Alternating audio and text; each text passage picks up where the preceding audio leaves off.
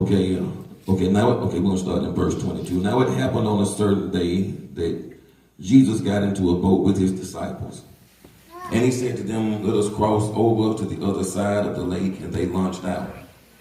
But as they sailed, he fell asleep, and a windstorm came down on the lake, and they were filling with water and were in jeopardy.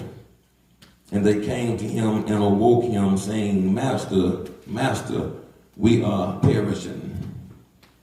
Then he arose and rebuked the wind and the raging of the water, and they ceased, and there was a calm. Amen. But he said unto them, where is your faith?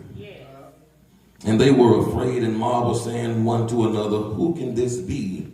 For he commands even the wind, the water, and the sea, and they obey him.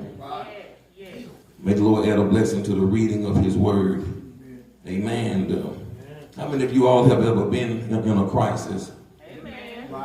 Amen. How many of you know that crisis leaves no room for doubt?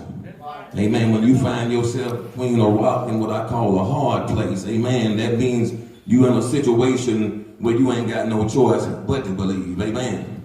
When I say crisis, I mean looking down the barrel of a gun pointed to your head. When I say crisis, I mean the ship is sinking, the airplane is going down. I mean, ain't no room for doubt. You don't hear what I'm saying. But the good thing about crisis will position you, amen, for an experience. He's worthy to be praised with God, amen, that will reveal to you in that situation who God is. Amen. In sickness, I discovered him to be a healer.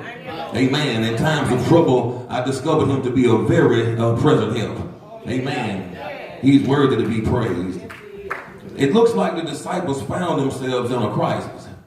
But how many of you know that times of crisis can cause us to forget, amen, who's on board with us?